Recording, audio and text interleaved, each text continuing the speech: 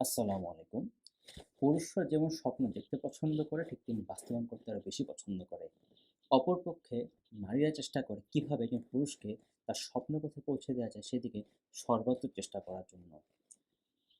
এই ক্ষেত্রে দেখা যায় জোস আর্কিডিও বুয়েন্ডিয়া একজন ব্যক্তি ছিলেন যিনি একটা শহর আবিষ্কার করেছিলেন ম্যাকোন্ডো নামে এবং তার সাথে আরো সহযোগীও ছিল।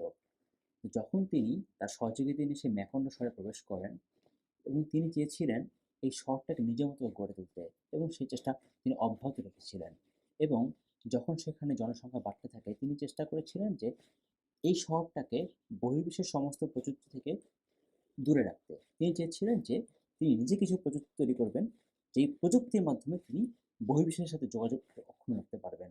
অর্থাৎ তিনি নিজেই প্রযুক্তি বানাবেন। বহির্বিশ্ব থেকে তিনি কোনো প্রযুক্তি নিবেন না এবং তার সময় একটা ফটো উদ্ভব হয় সেটা হচ্ছে ডেগুরেটেড ফটো। মূলত বর্তমানে আমরা যে সমস্ত ফটো দেখে থাকি এগুলো উদ্ভব তখন থেকে হয়েছিল। সেটা মূলত ছিল ১৮৩৯ সালের ঘটনা। ওই সময় ডেগুরেটেড ফটো উদ্ভব হয়। তারপর থেকেই ফটো সেশনটা শুরু হয়েছিল। এরপরে দেখা যায় এই ম্যাকোন্ডো শহরটাকে ঘিরে অনেক বহির্বিশ্বের অনেকেরই মাথা ঘামানো শুরু হয়ে যায় এবং সরকারের একটা প্রেশার আসতে থাকে এবং তখন দুটো রাজনৈতিক শক্তি উদ্ভব হয়।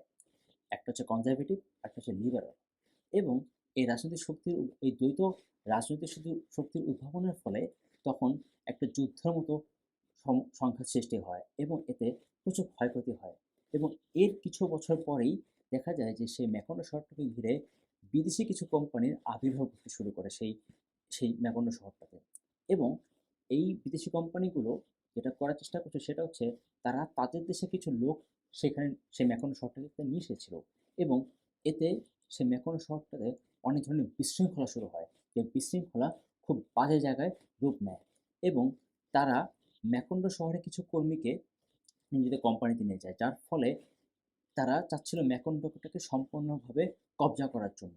তাদের সমস্ত কঠিন দ্বৈত নীতি, কঠিন নীতি সবকিছু সেই কর্মীদের উপর চাপিয়ে দেওয়ার জন্য। কিন্তু তারা সেটা পারেনি। কারণ তখন কর্মীরা সেই ম্যাকোন্ডো শহরে যত কর্মী ছিল তারা আন্দোলন শুরু করেছিল এবং তারা একটা ভুলভাল বুঝ দিয়েছিল কর্মীদেরকে। কিছু দাবি তো তারা মেনে নিবে, কিছু তারা মেনে নিবে না। এইরকম একটা বুঝ দিয়েছিল ম্যাকোন্ডো শহরের কর্মীদেরকে। কিন্তু যখন তারা দেখছে তারা কোনোভাবে আন্দোলন দমন করতে পারছে না, তখন তারা তাদের উপরে নির্বিচার আক্রমণ শুরু করে এবং তারা অনেক কর্মীকে মেরেও ফেলে।